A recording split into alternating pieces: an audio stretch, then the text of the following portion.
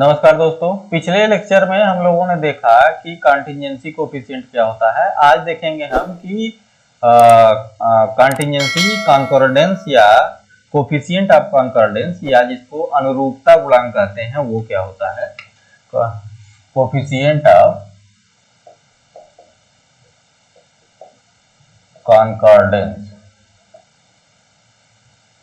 कॉन्कॉर्डेंस या इसको अनुरूपता गुणांक कहते हैं। अब इसको थोड़ा सा समझ लीजिए कि जैसे हम लोगों ने रैंक ऑर्डर कोरिलेशन में जब रैंक ऑर्डर कोरिलेशन की बात कर रहे थे तो रैंक ऑर्डर कोरिलेशन में देखिए दो वेरिएबल रहते थे, वेरिएबल 1 और वेरिएबल 2। ठीक है, इनके बीच जो है हम रैंक निर्धारित करते थे और रैंक के आधार पे जो है वो कोरिलेशन निकालते थे, ये रैंक ऑर्डर कोरिलेशन में। लेकिन जब वेरिएबल 2 से ज्यादा हो जाए, ये तो दो वेरिएबल के लिए rank order correlation simple Spearman फार्मूले से हम लोग निकाल लेते थे। लेकिन अगर मान लीजिए वेरिएबल 3 हो जाए या 4 हो जाए, ऐसी स्थिति में आप जो है रैंक ऑर्डर कोरिलेशन अगर निकालने जाएंगे तो उसमें बहुत समय लगेगा, क्योंकि हर वेरिएबल का एक वेरिएबल का दूसरे वेरिएबल के साथ, दूसरे का तीसरे के साथ, फिर दूसरे का पहले के साथ, इस प्रकार से कोरिलेशन निकालेंगे तो उसमें ज्यादा समय लगता है। लेकिन अब यहीं पर आपका कोफिशिएंट ऑफ कॉन्कॉर्डेंस क्या करता है कि दो से ज्यादा जब वेरिएबल रहते हैं और उनके बीच रैंक ऑर्डर कोरिलेशन निकालना रहता है तो ऐसी स्थिति में आपका ये कोफिशिएंट ऑफ कॉन्कॉर्डेंस या जो है अनुरूपता गुणांक काम करता है। और ये जो है दो से ज्यादा वेरिएबल के बीच एक साथ जो है कोरिलेशन निकाल के दे देता है। इसको जो है W से डिनोट करते हैं।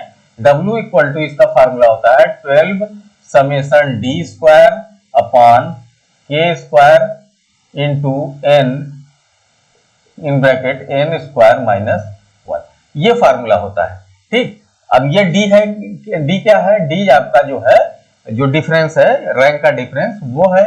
k क्या है, k एक वेरिएबल के टोटल नंबर है और n क्या है, दूसरे वेरिएबल का टोटल नंबर है कि कितने जो है उसमें स्टूडेंट सम्मिलित है। ठीक, इस फार्मूले से आप जो है कोफिशिएंट ऑफ कॉन्कॉर्डेंस निकालते हैं। अब इसको थोड़ा सा देख लें कि मान लीजिए, इसको थोड़ा सा समझ लीजिए कि मान लीजिए आपके पास जो है एक एग्जांपल है कि जो है इंटरव्यू लेने वाले 5 व्यक्ति हैं, ए बी सी डी और ई।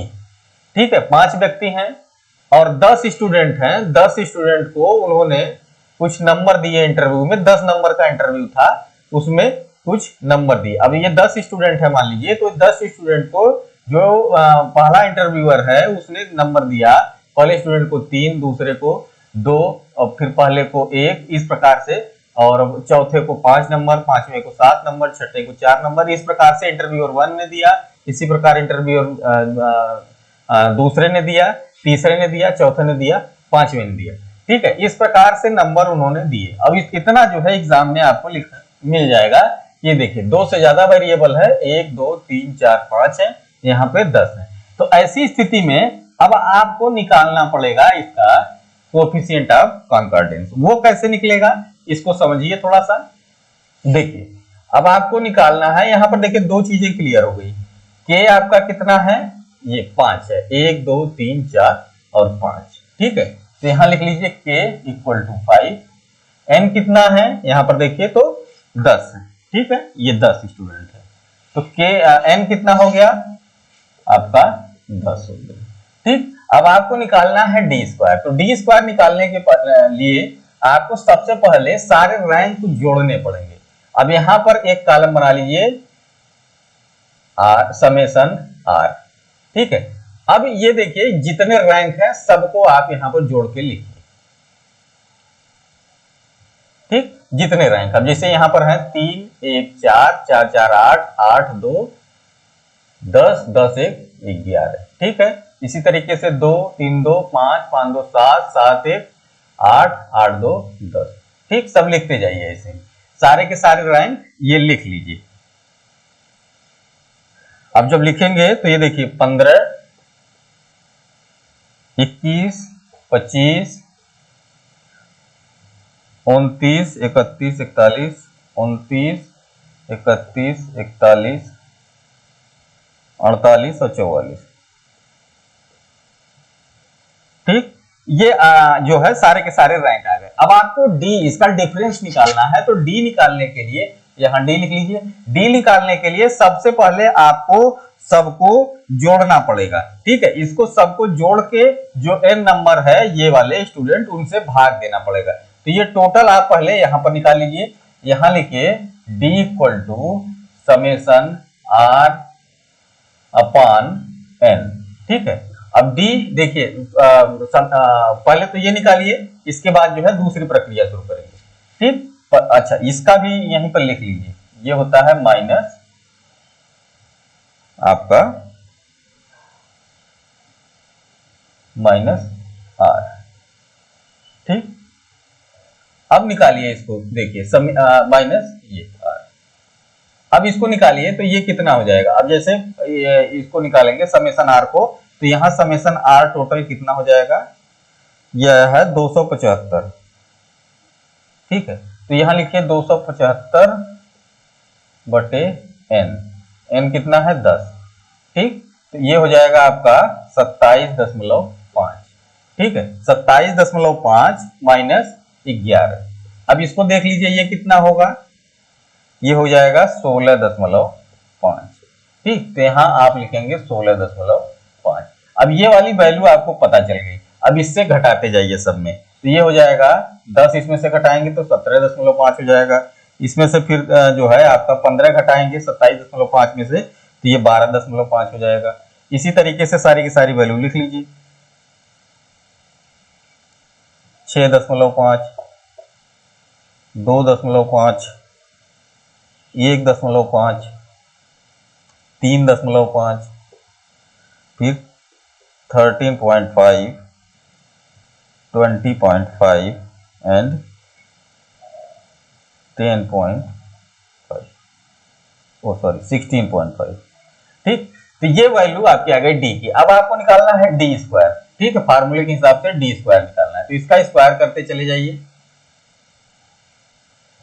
ये है 272.25, इसका स्क्वायर करेंगे तो ये वैल्यू आएगी, ठीक है। इसके बाद है आपका 306.25, फिर 156.25, फिर 42.25, फिर 6.25, फिर 2.25, फिर इसके बाद 12.25, फिर 182.25, फिर 420.25, फिर इसके बाद है 272.25, ठीक। ये वैल्यू आ गई। अब इसका निकालना है summation D square. Summation D square ये कितना हो जाएगा आपका, टोटल करेंगे तो 1672.5, ठीक। ये वैल्यू आ गई आपकी डी स्क्वायर की। अब सारी की सारी वैल्यू को आप फार्मूले में रख दीजिए, देखिए निकल के चला आएगा। अब इसको सबको आपको फार्मूले में रखना है, तो फार्मूला क्या होता है, W equal to 12 summation D square upon K square n in bracket n square minus 1, ठीक है। अब इसको सबको देखिए 12 इंटू ये हो जाएगा 1672.5 बटे के कितना है आपका 5 गुणे 5 के स्क्वायर क्योंकि है, इसके बाद n कितना है 10, फिर ब्रैकेट में 10 इंटू 10 माइनस 1, ठीक है। ये सारी की सारी वैल्यू आपने रख ली। जब इसको सॉल्व करेंगे तो ये वैल्यू आपकी कुछ आएगी 0.81, ठीक है। ये वैल्यू आपकी आएगी 0.81। तो इस प्रकार से कोएफिशिएंट ऑफ कॉन्कॉर्डेंस निकाला जाता है कि थोड़ा सा एक्सटेंडेड वर्जन है रैंक ऑर्डर कोरिलेशन का, जो स्पीयरमैन का है। वहां पर 2 वेरिएबल थे, यहाँ 2 से ज्यादा वेरिएबल हो जाते हैं। तो ऐसी स्थिति में जो रैंक बनते हैं वो टोटल निकाल के उसके बाद जो है रैंकिंग की जाती है। ठीक है, तो इस प्रकार के सवाल जो है कभी कभी एग्जाम में आते हैं, तो इसको समझ लीजिएगा अच्छे से। ठीक, ये हो गया कोफिशिएंट ऑफ कॉन्कॉर्डेंस। अब इसी में एक और छोटा सा बच्चा हुआ है कर्वीलिनियर जो है कोरिलेशन क्या होता है, जिसको वक्रीय सहसंबंध कहते हैं। इसको समझ लीजिए क्योंकि इसमें रिग्रेशन यूज होता है, तो जब रिग्रेशन बताएंगे तो फिर इसको क्लियर करेंगे। अभी समझ लीजिए कि कर्वीलिनियर क्या होता है। कर्वीलिनियर या इसको हिंदी में कहते हैं वक्रीय सहसंबंध। तो अभी तक जितने भी कोरिलेशन आपने देखे, ठीक है, सारे के सारे कोरिलेशन जो है रेखीय थे, लीनियर थे, ठीक है, एक दिशा में बढ़ते थे, जैसे कर्वी लीनियर कोरिलेशन। ठीक है, अभी तक जो जितने भी कोरिलेशन आपने देखे वो सारे के सारे लीनियर थे। उसमें क्या होता था, एक वेरिएबल बढ़ता था, मान लीजिए वेरिएबल 1 है, वेरिएबल 2 है, ठीक है, एक वेरिएबल बढ़ रहा है तो दूसरा भी बढ़ता था, दूसरा घट रहा है तो दूसरा भी घटता था, पहला घट रहा है तो दूसरा भी घटता था। तो इस प्रकार के कोरिलेशन लीनियर कोरिलेशन के हिसाब से थे, जिसमें आपने प्रोडक्ट मोमेंट देखा या by serial, point by serial, या जितने भी प्रकार के कोरिलेशन देखे वो सारे के सारे लीनियर रहे।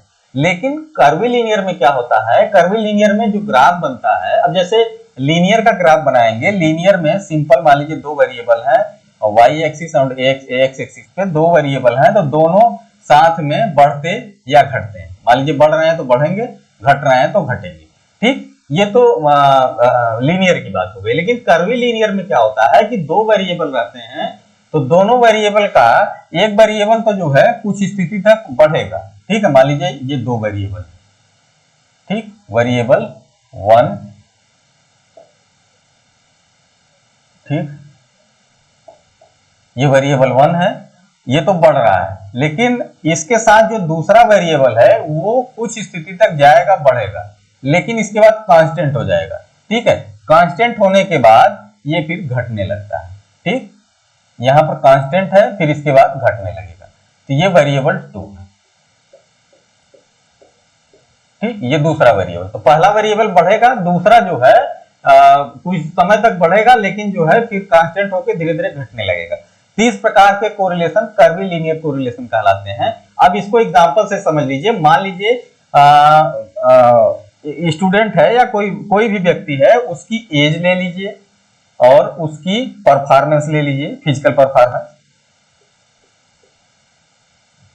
ठीक है, उसकी परफॉर्मेंस ले लीजिए और एज ले लीजिए। देखिए एज जैसे जैसे बढ़ रही है, मान लीजिए ये वेरिएबल 1 है, एज है, ठीक, एज जैसे जैसे बढ़ रही है, ठीक, तो कुछ स्थिति तक भाई मान लीजिए 20 से 30 साल तक, 30 से 40 साल तक, 40 मान लीजिए या 50 मान लीजिए, यहां तक जो है परफॉर्मेंस बढ़ती। ठीक है, इसके बाद जो है जितनी उम्र ज्यादा होती है, परफॉर्मेंस जो फिजिकल परफॉर्मेंस है वो धीरे धीरे कांस्टेंट हो जाती है, बहुत ज्यादा नहीं बढ़ती है। लेकिन फिर जैसे ही उम्र और बढ़ती है, 60-70 तक पहुंचते पहुंचते ये जो है घटने लगती है। ठीक, तो ये वेरिएबल 2 हो गया, ये घटने लगता है। जैसे ही आपकी एज बढ़ेगी, परफॉर्मेंस जो है पहले तो बढ़ेगा, फिर इसके बाद घटने लगता है। ठीक, तो इस प्रकार का कोरिलेशन कर्वीलिनियर कहलाता है। इसको ईटा से रिप्रेजेंट करते हैं, ईटा, ईटा। ठीक है, एन को थोड़ा सा लंबा खींच दीजिए, ईटा, ईटा कहते हैं। ठीक, इससे रिप्रेजेंट करते हैं। तो ये जो है पहली स्थिति में दो वेरिएबल हैं, तो पहले बढ़ेगा, तो पहला वेरिएबल जो बढ़ता ही चला जाएगा, जैसे एज है, और उसके साथ अगर परफॉर्मेंस को जोड़ दिया जाए तो ये कुछ समय तक जाके बढ़ेगा, फिर इसके बाद कांस्टेंट होगा, फिर धीरे धीरे घटने लगेगा। तो इस प्रकार का कोरिलेशन कर्वीलिनियर कहलाता है। तो अब इसका जो है जो न्यूमेरिकल वगैरह है, ये जब हम रिग्रेशन पढ़ाएंगे तो उसमें बताएंगे, क्योंकि ये थोड़ा सा लंबा है, और रिग्रेशन समझ लेंगे तो ये समझ में आएगा आपको। ठीक है, तो आज के लिए इतना ही करते हैं, फिर बाकी आगे देखा जाएगा। Thank you.